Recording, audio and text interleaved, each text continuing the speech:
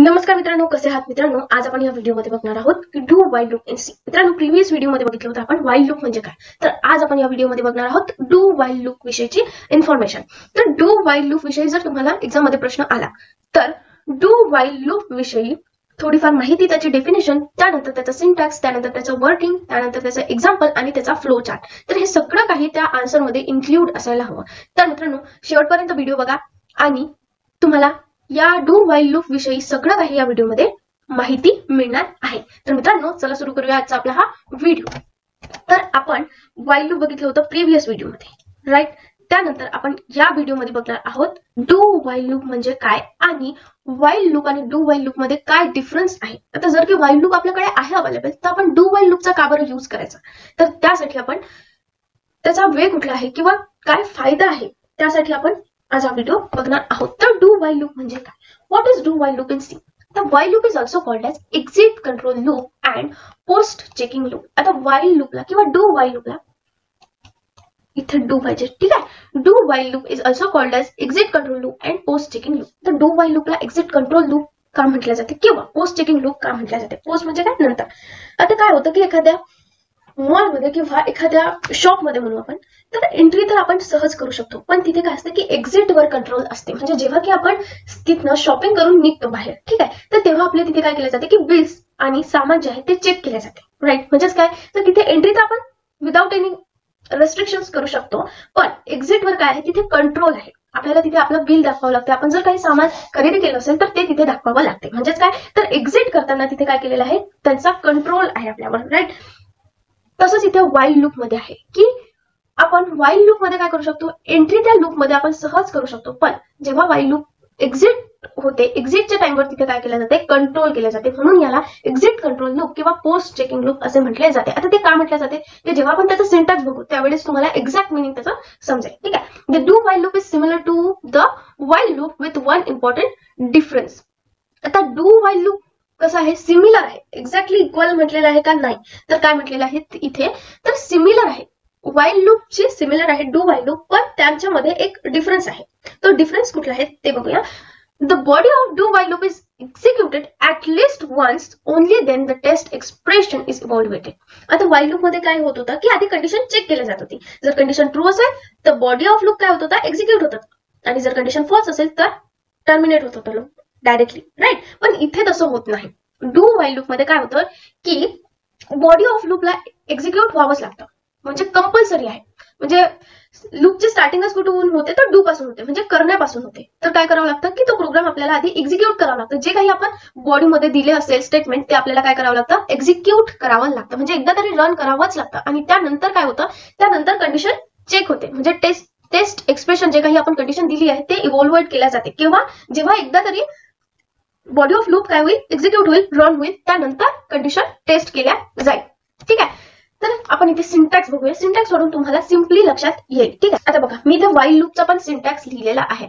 हा आहे व्हाईल लूपचा सिंटॅक्स, जेणेकरून तुम्हाला डू व्हाईल लूप आणि व्हाईल लूप मध्ये काय होईल, डिफरन्स लवकर लक्षात येईल. आता व्हाईल लूप मध्ये काय होतं की सगळ्यात आधी कंडिशन चेक केली जाते, ठीक आहे. जर कंडिशन ट्रू असेल तर लूप एक्झिक्यूट होतं, आणि जोपर्यंत कंडिशन फॉल्स होत नाही तोपर्यंत लूप चालतं. आणि जेव्हा कंडिशन फॉल्स होईल तेव्हा काय होईल की लूप टर्मिनेट होतं, स्टॉप होतं, राईट. पण डू व्हाईल लूप मध्ये असं होत नाही. डू व्हाईल लूप मध्ये स्टार्टिंगच कशापासून होते, तर डू पासून होते. म्हणजे काय, करण्यापासून. काय करावं लागतं, तर हे इथे जे काही आपण स्टेटमेंट लिहितो त्या स्टेटमेंटला काय करावं लागतं, एक्झिक्यूट करावं लागतं सगळ्यात आधी. म्हणजे काय की इथे बॉडी ऑफ लूप आधी रन होऊन जाईल. जे काही स्टेटमेंट दिलं असेल आपण तिथे, ठीक आहे, ते काय होऊन जाईल, आधी रन होईल. आणि रन झाल्यानंतर मग कंट्रोल काय होईल, इथे व्हाईलवर येईल, ठीक आहे.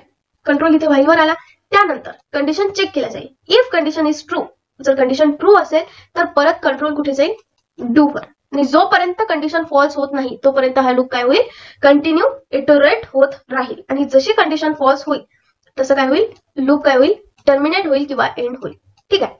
तर हा डिफरन्स आहे डू व्हाईल मध्ये आणि व्हाईल. त्यानंतर आपण त्याचं वर्किंग बघूया. वर्किंग मध्ये काय आहे त्याच्यात ते बघूया. The body of do while loop is executed once, only then the test expression is evaluated. एकदा तरी काय होतं की एक्झिक्यूट केलं जातं स्टेटमेंट एक्स ला म्हणा किंवा हे झालं बॉडी ऑफ लूपला. त्यानंतर काय केलं जातं, कंडिशनला टेस्ट केलं जातं. If test expression is true, the body of loop is executed again and test expression is evaluated once more. आता जोपर्यंत ही कंडिशन ट्रू आहे तोपर्यंत काय केलं जाईल, बॉडी ऑफ लूप एक्झिक्यूट केल्या जाईल. This process goes on until the test expression becomes false. जोपर्यंत ही कंडिशन जी आहे ते फॉल्स होत नाही तोपर्यंत काय केलं जाईल, लूपला इटरेट केल्या जाईल, लूपला कंटिन्यू चालवल्या जाईल. If the test expression is false the loop ends. आता जेव्हा कंडिशन फॉल्स होईल तेव्हा ते लूप काय होईल, एंड होईल. ठीक आहे. त्यानंतर आपण फ्लोचार्ट बघूया डू वाईल लूपचा. ठीक आहे. आता इथे डू काय आहे, स्टेटमेंट आहे. तर आता हे सगळ्यात आधी एक्झिक्यूट केल्या जाईल.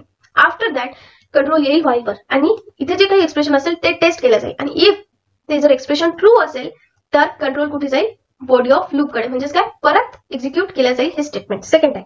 ठीक आहे. आणि जोपर्यंत हे एक्सप्रेशन जे आहे ते फॉल्स होत नाही तोपर्यंत कंट्रोल काय राहील किंवा आपलं एक्झिक्युशन काय राहील, सुरू राहील.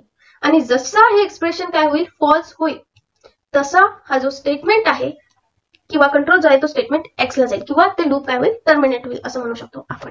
तर आपण आधी बघितलं होतं की लूपमध्ये 3 कंडिशन सगळ्यात महत्वाचं आहे. पहिली काय आहे, स्टार्टिंग कंडिशन. दुसरी कुठली आहे, एंड कंडिशन, टर्मिनेशन कंडिशन. त्यानंतर काय आहे, इन्क्रीमेंट और डिक्रीमेंट स्टेटमेंट. राईट. आता डू वाईल लूप मध्ये या तिन्ही स्टेटमेंटची जागा कुठे असेल ते बघूया आपण. आता कंडिशन तर इथे दिल्या जाईल, म्हणजेच काय, टर्मिनेशन कंडिशन तर इथे दिलं जाईल आणि इनिशियलायझेशन आपण इथे करू. म्हणजेच काय, लूपला स्टार्ट आपण इथनं करू किंवा इनिशियलायझेशन करू. ठीक आहे. त्यानंतर इन्क्रीमेंट और डिक्रीमेंटची जी जागा आहे ती इथे बॉडी ऑफ लूप मध्ये आहे. ठीक आहे. इन्क्रीमेंट आपण इथनं बॉडी ऑफ लूप मध्ये आपण इथे इन्क्रीमेंट और डिक्रीमेंटची कंडिशन देऊ शकतो. ठीक आहे. हे झाला while loop, do while loop विषय. त्यानंतर इथे एक एक्झाम्पल आहे. तर हे एक्झाम्पल जे आहे आपण प्रॅक्टिकली रन करून बघणार आहोत. ठीक आहे. तर त्यासाठी आपल्याला टर्बो C++ ओपन करावं लागेल. तर मित्रांनो, आपण काय केलेलं आहे, सगळ्यात आधी हेडर फाइल्स लिहिलेल्या आहे 2, त्यानंतर वॉइड मेन, त्यानंतर CLR SCR क्लिअर स्क्रीन साठी आपण इथे युज केलेला आहे. इंटिजर आपण A घेतलेला आहे, त्याची व्हॅल्यू 1 इनिशियलाइज केली आहे जेणेकरून आपलं लूप जे आहे ते 1 पासून स्टार्ट व्हायला हवं म्हणून. त्यानंतर इथे डू लिहिलेला आहे. आता काय करायचं आपल्याला, तर A ची व्हॅल्यू डिस्प्ले करायची आहे, व्हॅल्यू ऑफ A. त्यानंतर %D कशासाठी युज केलं आहे, तर ती व्हॅल्यू तिथे यायला पाहिजे म्हणून. त्यानंतर /n, प्रत्येक जी लाईन आहे ती नेक्स्ट न्यू लाईन पासून स्टार्ट झाली पाहिजे, त्यासाठी आपण /nचा युज केलेला आहे आणि इथे A आपण दाखवलेला आहे. त्यानंतर A ची व्हॅल्यू इन्क्रीमेंट केल्या गेलेली आहे. त्यानंतर आपण इथे वाईल लूप, वाईल आणि त्यानंतर कंडिशन दिलेली आहे. कंडिशन काय आहे, तर A ची व्हॅल्यू कधीपर्यंत इन्क्रीमेंट व्हायला हवी, तर 10 पर्यंत. जोपर्यंत A = 10 होत नाही तोपर्यंत एक वाढत जायला हवी A ची व्हॅल्यू. त्यासाठी इथे कंडिशन दिली आहे. आणि डू वाईल लूप मध्ये वाईलला सेमीकोलन द्यायला विसरायचं नाही. इथे खूप जणांची मिस्टेक होते की वाईल लूपला इथे सेमीकोलन आपण देत नाही, तर ते एक गोष्ट लक्षात ठेवायची आहे. त्यानंतर गेट CH. आता हा प्रोग्राम आपण इथे कंपाईल करून रन करून बघूया.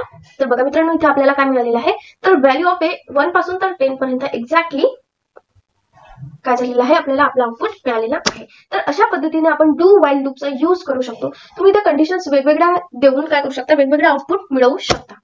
ठीक आहे. तर मित्रांनो, थँक्यू सो मच तुम्ही हा व्हिडिओ शेवटपर्यंत बघितल्याबद्दल. आय होप तुम्हाला डू वाईल लूप विषयी सगळी माहिती मिळाली असेल. आणि जर काही क्वेरी असेल किंवा काही माहिती राहिली असेल जी तुम्हाला माहिती करून घ्यायची असेल तर त्यासाठी तुम्ही कमेंट करून नक्की सांगा. आणि जर व्हिडिओ आवडला असेल तर लाईक करायला विसरू नका, मित्रांसोबत शेअर नक्की करा आणि चॅनलला सबस्क्राईब करायला अजिबात विसरू नका. Thank you so much. Keep supporting friends, keep watching. Thank you so much.